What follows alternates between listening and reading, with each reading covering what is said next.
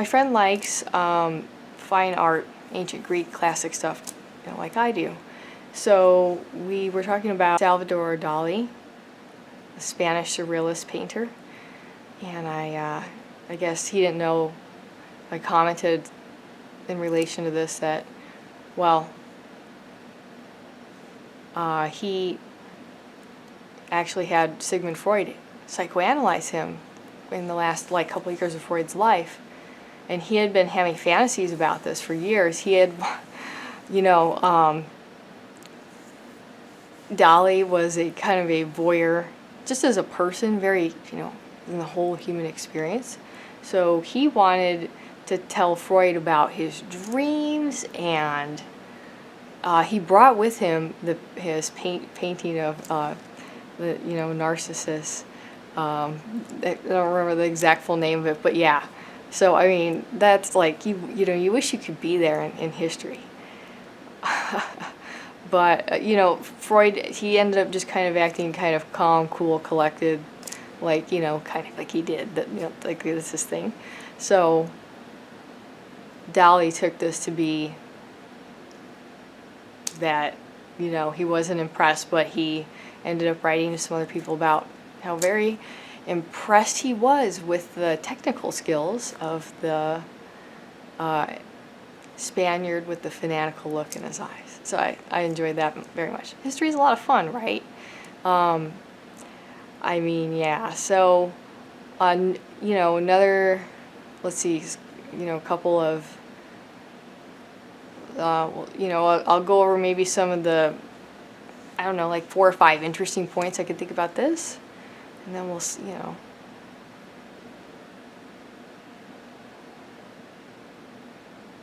So Sigmund Freud actually attended a lot of autopsies.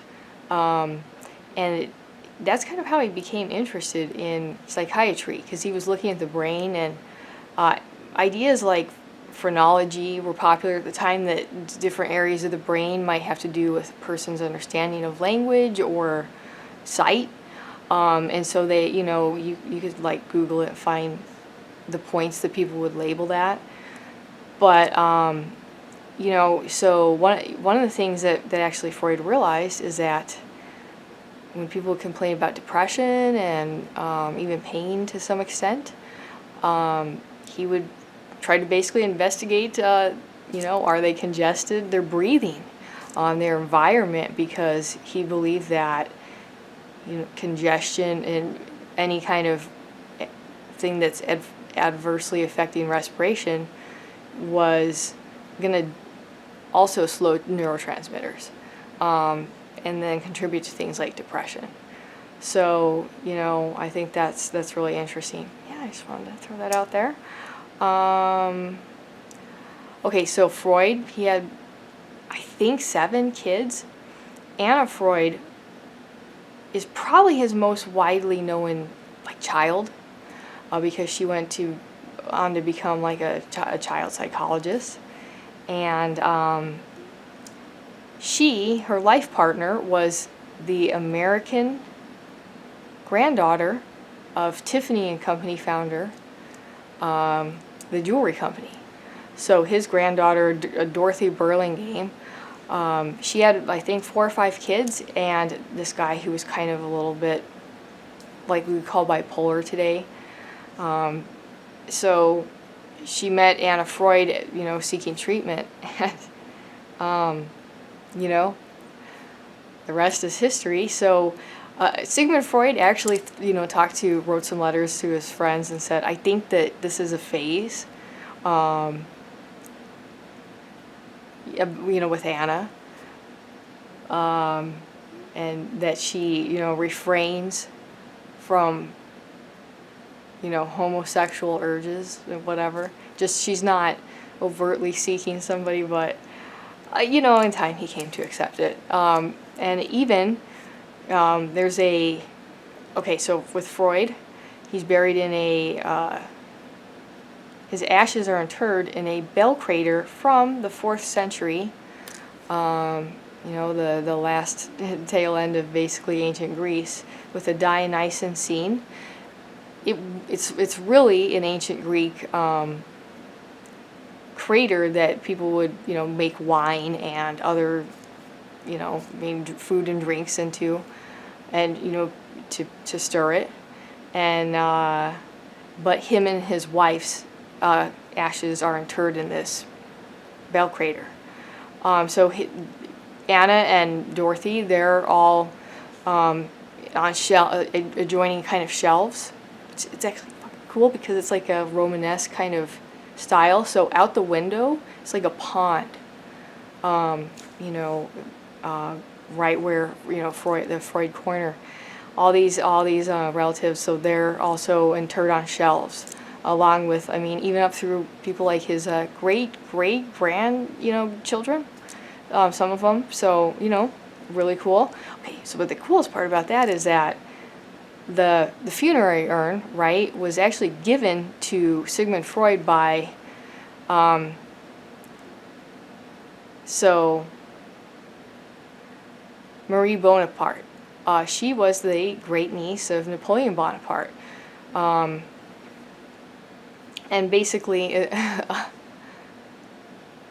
Napoleon, the Emperor of France, he really was interested in ancient Greek everything, and antiques, Roman ideas.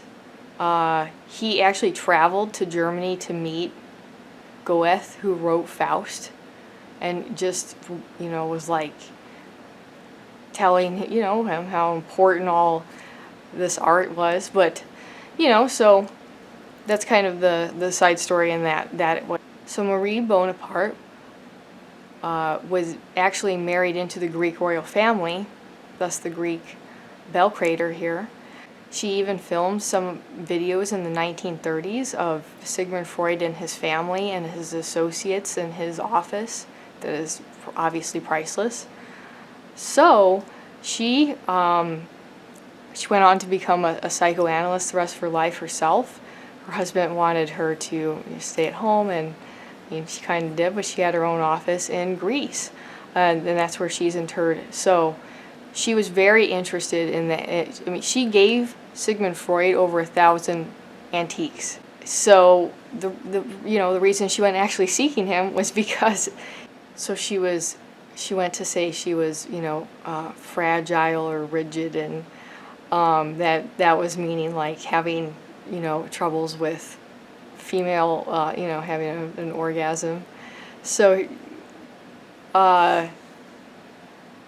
Freud basically didn't really come up with anything really fucking informative to say, other than he has been, you know, something like he's been married 30 years and he still doesn't know what women really want. So, but obviously he impressed her very much and helped her, and, you know, kind of guided her into the direction to get set up to have her own practice. And she went on to actually study like sexuality, so she went to have like a few surgeries to try to move her clit. I highly doubt something like that kind of helped, but you know, the good news is that she made it through that. So she was really interested in, I mean, she was a basically early feminist, or, you know, like, hey, us women are here, and, you know, we're half of the love making, and we want to understand, you know, let's look at the female body and talk about it. You know, half of the human race. It's kind of important. So, yeah, so she, you know, she's kind of like a feminist, like I said, in that regard, but she also published a translation of Edgar Allan Poe and wrote a biography on Edgar Allan Poe. She also translated a lot of Sigmund Freud's works and letters, correspondences. Like I said, just really, you know, phenomenal. So obviously she had, you know, gotten a lot out of her sessions with Sigmund Freud. She gave him this bell crater, and he sat it on his office desk for the last few years of his life, and at some point decided, you know, when he wrote his will, that that was what he wanted. So when she heard that the Nazis had, because Sigmund Freud was from Austria, that the Nazis had occupied Austria, the Nazis held Sigmund Freud for ransom, and she came and paid for his ransom, personally showed up and packed his bags for him, and packed in like various compartments of his like suitcase and folds extra money that, you know, because the Gestapo at first wanted to go inventory Sigmund Freud's office, and so she paid him extra money to fuck off while they packed, and you know, she tried to conceal, you know, as much of his money as she could. It's kind of like, I mean, she could have given him, you know, money, which she did. She set up his office. She even took his fucking couch, his analytical couch, got it out of there and shipped to England in his new practice. So she saved like all his stuff. I mean, she believed in this guy. And so the Nazis made a lot of money off of her. And I just really like that fact that she helped him hide his money. Because she could have just given him money and, you know, after she helped him, but instead didn't want like money to be wasted, you know, to be just taken by the Nazis. So I like that a lot. She paid for his entire family to just be, you know, taken to England. And that's where he set up his practice for the last few years of his life, and he did eventually die of, I think, throat cancer. So they eventually arranged for him to have a lethal dose of some kind of sedative. But that was like, I mean, he had been suffering for, I think, some years. I mean, he really, a cigar is just a cigar. So yeah, he you know, had his sights on tobacco.